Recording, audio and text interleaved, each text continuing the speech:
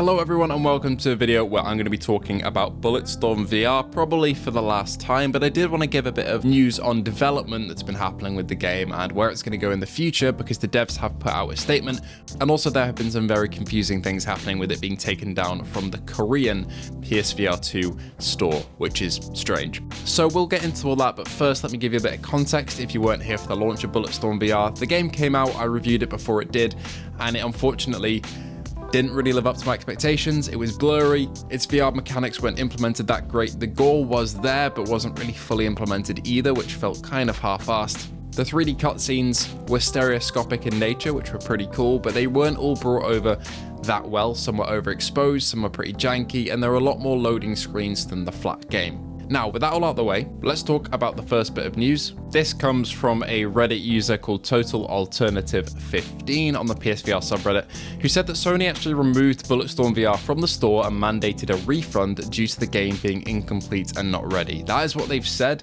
They have the screenshot that I've attached here, so all credit goes to them for this. And essentially they say that a few hours ago, they got the notification that Bulletstorm VR will be removed from the store and a refund will be given out. They played about 30 minutes prior to that experience, so they saw how bad it can be. I agree, I don't think the game is that great, but they said that they did have a bit more fun than they did with Vertigo 2, which I disagree with, but people have different tastes, so it kind of sucks the game has been removed and they've been refunded, but they say that the game hopefully will get reborn and it'll come back in an acceptable form. And most of the comments are saying that they're not surprised that this has happened and that it's kind of failed QA. However, I do want to actually debunk this. The game did not fail QA. It didn't get removed because it didn't reach the standards for PSVR 2. It was false advertising.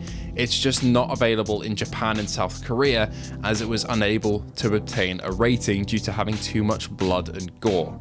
So that's why the pre-orders were refunded. It seemed that this user got access to the game and then it was refunded due to that. It's solely to do with the rating. The official Bulletstorm VR team said that, so that's straight from the source. It's nothing to do with the quality of the game. So if you've seen that floating around, that's the context for that post.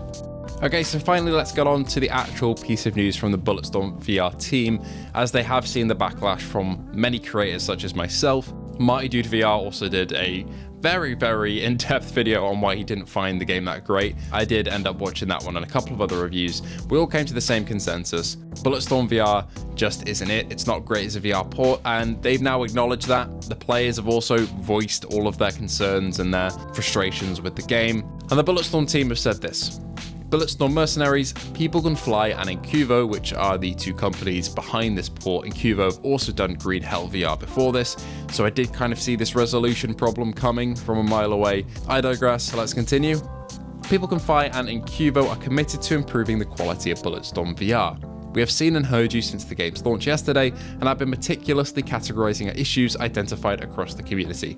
We are triaging the severity in order to plan upcoming game patches to help address these problems. Within the next week, we will be releasing our first patch to address many of the reported issues, alongside a public patch notes page on our website. To provide you with more transparency, we will consistently update this incoming patch notes webpage with information on the game improvements and adjustments that the team intends on delivering in the near future. Thank you, People Can Fly and Incuvo.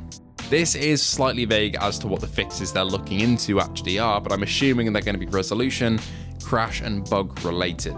But it's just another case of a VR game launching on all platforms this time, not just PSVR 2 or Quest, and just not being very optimized for VR.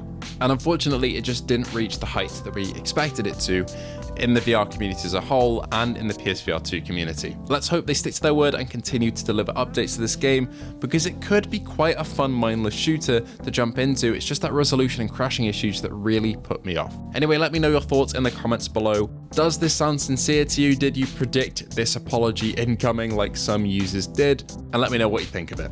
Please join me in an hour's time as well as we continue our journey in Vertigo 2, as that video will be dropping, and I always appreciate your support on the playthroughs that we do. So thank you all for watching once again, and I'll see you all there.